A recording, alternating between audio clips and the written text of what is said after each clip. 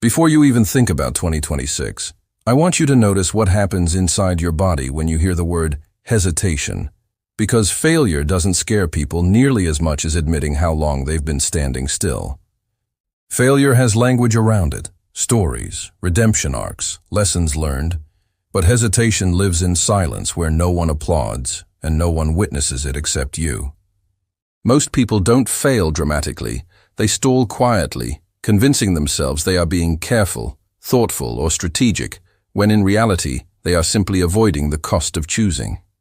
2026 is not a year that allows that kind of quiet stalling to continue unnoticed. If previous years gave you room to wait, to adjust slowly, to gather more certainty, the Firehorse year removes that room without warning. This is not because the year is cruel, but because speed changes what is dangerous. In Chinese cycle logic, the Firehorse represents acceleration meeting exposure, momentum meeting heat, and movement colliding with consequence. Acceleration rewrites the cost structure of life. In slow years, failure feels expensive because recovery takes time, but in fast years, hesitation becomes far more costly because it burns energy without producing motion. That is the inversion most people never see coming. They assume caution equals safety and waiting equals wisdom, but that assumption only holds when time is generous. Firehorse years are not generous with time. They compress it. When time compresses, indecision does not stay neutral. It becomes friction, and friction under speed generates heat that the nervous system experiences as anxiety. That anxiety is not a warning that something bad will happen. It is feedback that motion is required. Let me speak to you personally now, not abstractly, not philosophically, but directly. There is something in your life you already know you should have addressed by now, not because someone else told you, but because you feel its weight every time you think about the future. It might be a decision you keep postponing, a boundary you keep softening, a commitment you keep delaying, or an ending you keep rephrasing so it doesn't feel final. You haven't avoided it because you're incapable or lazy. You've avoided it because delay felt safer than choice. In 2026, delay stops feeling safe. Firehorse years punish hesitation not out of moral judgment, but because hesitation wastes momentum, and momentum is the dominant force of the year. Failure moves you somewhere, even if it's the wrong direction at first. Hesitation keeps you stuck while everything around you accelerates. That difference is not philosophical, it is physical. Historically, acceleration cycles do not destroy people who make mistakes. They overwhelm people who freeze. People who fail adapt, recalibrate, and learn because they are already in motion. People who hesitate accumulate unresolved pressure that has nowhere to go. This is why in fast years, you see people who made imperfect but decisive moves recover quickly, while people who waited for clarity feel increasingly trapped. Clarity does not arrive before action in acceleration cycles. It arrives through action. This idea is deeply uncomfortable for people who were taught that patience is always virtuous and delay is always wise. Patience and hesitation are not the same thing. Patience is active alignment with timing, while hesitation is passive avoidance disguised as intelligence. Firehorse years expose that difference without negotiation. When everything around you moves faster, hesitation drains energy faster than effort. This is why people who hesitate in 2026 often feel exhausted despite not doing very much. They are burning energy resisting motion. Resistance is expensive when speed increases. Failure, by contrast, releases energy because it ends a loop and creates feedback.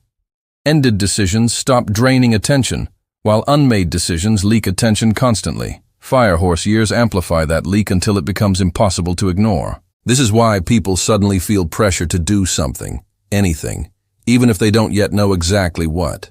That impulse is not chaos, it is momentum demanding direction. If you don't provide direction consciously, momentum will find direction unconsciously.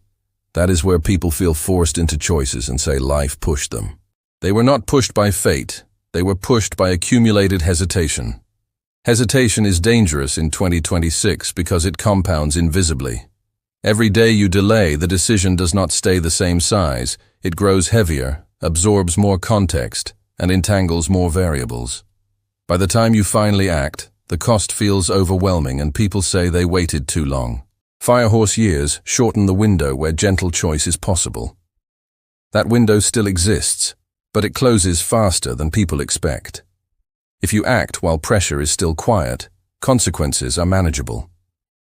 If you wait until pressure is loud, consequences feel brutal, even when they are fair. This is why some people experience 2026 as empowering, while others experience it as punishing. It is the same year, meeting different timing. Failure is visible and finite. Hesitation is invisible and endless. Firehorse energy removes invisibility. That is why this year feels exposing even before anything obvious happens. Your body reacts first, your mood shifts, your energy drops, and you misinterpret these signals as anxiety. In reality, they are signs of misaligned momentum. Momentum without direction feels like anxiety, while direction restores calm even when the path is difficult. This is why people who finally make a clear decision often feel relief immediately, even if the outcome is uncertain. Relief comes from ending hesitation, not from guaranteed success. Firehorse years reward the ending of indecision more than they reward perfect outcomes. That truth makes people uncomfortable, and it should. Most people spend their lives preparing to fail gracefully, but almost no one prepares to stop hesitating honestly. Failure has a social script, but hesitation hides behind intelligence, caution, and endless planning. In acceleration years like 2026, that hiding place disappears. The year does not demand that you be fearless. It demands that you stop pretending delay is neutral. Delay has a cost, and that cost rises sharply when speed increases. This is why so much stress in 2026 will come not from what people are doing, but from what they are not doing. Unresolved decisions drain energy continuously, while resolved decisions, even painful ones, restore energy by closing loops. This is the physics of attention under speed. People who understand this early feel lighter as the year progresses, while people who resist feel increasingly compressed. Firehorse years do not reward certainty, they reward responsiveness. Responsiveness requires engagement, not avoidance. You do not need perfect confidence in 2026, you need enough clarity to move. Clarity grows through engagement, not through waiting for guarantees. Guarantees belong to slow cycles, not fast ones. This is why people who treat mistakes as information thrive in firehorse years. They move, adjust, recalibrate, and keep going. People who fear mistakes stall, waiting for the perfect signal that never comes. Firehorse years do not offer certainty, they offer feedback, and they offer it quickly. Fast feedback feels harsh to people who cling to comfort narratives, but it is invaluable to people willing to learn in motion. This is why the year feels unforgiving to some and fair to others. It is unforgiving to illusions and fair to structure.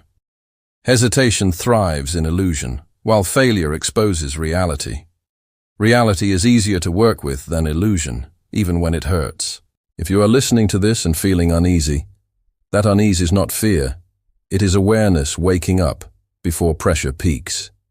This video is not telling you to rush blindly. It is asking you to be honest about what you are postponing and why. Ask yourself what you are delaying not because it is wise, but because it feels safer than choosing. That exact place is where 2026 will apply pressure. Not to harm you, but to move you. Firehorse years do not remove free will. They relocate it earlier in the process. You can choose before pressure forces you, or you can let pressure choose for you. That is the difference between agency and collapse. Failure happens in motion, hesitation happens against motion. In 2026, motion wins every time. If you act early, you guide momentum, but if you delay, momentum guides you. This is not belief or superstition, it is behavioral timing. Patterns move first, and choice comes later, unless you step forward early enough to reclaim it. The invitation of 2026 is not to be reckless, loud, or fearless. It is to be honest enough to move while choice is still gentle. Because once hesitation turns into cost, the lesson becomes much harder than it needed to be. This year does not punish failure, because failure teaches quickly. It punishes hesitation, because hesitation teaches slowly, while draining everything around it. If you understand that now, before speed peaks, you gain something rare: time. And time is the only advantage acceleration ever allows.